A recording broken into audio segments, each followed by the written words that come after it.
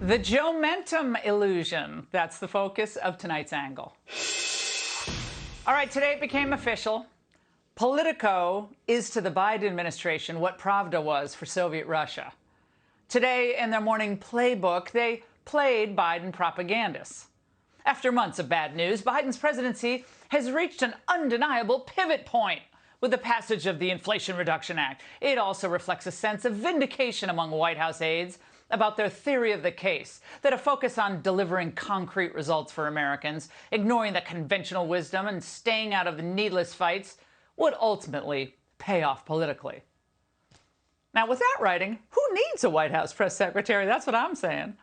Now, of course, they were simply following the lead of the TV propagandists who've been desperate to have something, anything to point to try to prop up this haggard, heaving hologram presidency. Now, people who bill themselves as straight-up reporters end up just repeating whatever's in the White House briefing book. No questions asked. The White House looking to turn President Biden's winning streak into midterm momentum. A halt in inflation, gas prices below $4 a gallon. He's had a big legislative win. They have a pretty good laundry list of bread and butter issues. In terms of a package that they can sell to voters, it's a pretty good. Now, what qualifies as pretty good to them? Well, isn't inflation supposed to actually help the legislation, supposed to help the average person? Isn't that the test here? Not whether Biden gets climate and tax legislation just passed on a purely partisan vote. That's not really the measure, is it? And what if Biden's signature legislation is based in large part on lies? Like the lie that the 87,000 IRS agents won't target people who make less than $400,000 a year.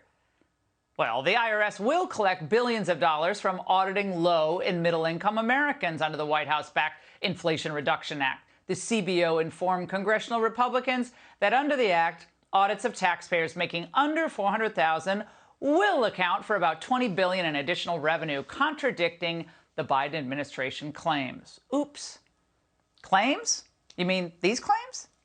Audit rates will not rise relative to recent years for households making under $400,000. Resources will not add to audits for households under $400,000. Since they've decided that they won't change their policies, you see what they're doing, right? They keep digging in. And since the regime press is what it is, there's no competition for scoops about the administration. Gone are the investigative journalists altogether. They only compete in categories like most obsequious. He has been underestimated every step of the way in his career. And, you know, here we go again. We have a massive economy. Democrats can talk about plummeting gas prices, massive job numbers. Thank you for the billboard here. It's quite a list. It is. It's a massive list. But zero analysis. Essentially, they're just in awe of a graphic. Now, what they failed to note is that most Americans, 62%, are now worried about being able to afford housing in the next year. And gas prices fell a little bit. Well, break out the champagne. Still almost double what it was when Trump left office. Now, these people need to, I think, at some point just get out more, especially if they're actually mesmerized by the chap who last week sounded and looked like this.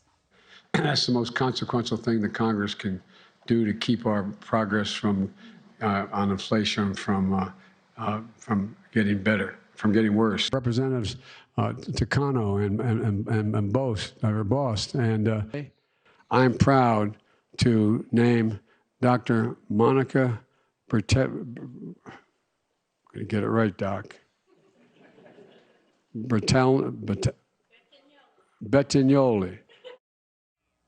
Well, at least he wasn't sniffing her hair at that point. The fact of the matter is, in only 2 years, Biden has driven our country into a ditch. And it almost feels like 2 years.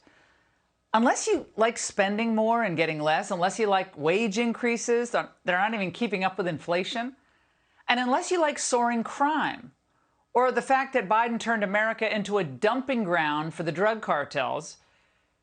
Today, Bill Maloogian's report on this from Eagle Pass was so disturbing. Just in the last 24 hours alone, we have had more than 2,000 illegal crossings in the Del Rio sector here. That's one single sector in one day. Predominantly single adults. We are no longer seeing a bunch of little kids or those family units like we saw last summer. There have now been 401,000 illegal crossings just here in the Del Rio sector since October 1st. That's a shameless invasion of our country. And oh, by the way, the mesmerizing Biden. Let's talk about the snapshot of our GDP under Biden versus the rest of the G7, what it tells us about the tale of Biden versus Trump on the economy. Now, check this out. Back in 2019, this is where we were. We were number one at a GDP of 2.3%. Then in 2020, we're obviously down, right, because minus 3.4% because of COVID. But still, we were number one by a long shot. Now, this was only because Donald Trump bucked the Democrats and the press and decided to open back up when other countries stayed in lockdown. But now, under Biden's policies, look at where we are.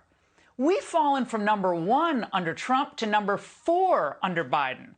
France and Italy beat us in 2021. That is pathetic. And what everyone tonight needs to understand is this. That result, that GDP result, is what the Democrats want. When America's number one, the left is miserable. When we had energy independence and cheap gas, they were furious. When there was no inflation with rising wages, they were depressed. When people stand for and sing the national anthem, they're offended. President Trump's policies were unabashedly pro-American, and they were successful. And for that, they wanted to drive him out of office.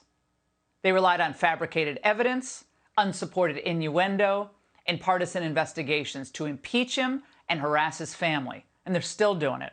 Raids, withheld affidavits, anonymous sources, apparatchiks burrowed in the Times and the Washington Post. And now the same Democrat operatives masquerading as journalists are doing the same thing they've always done.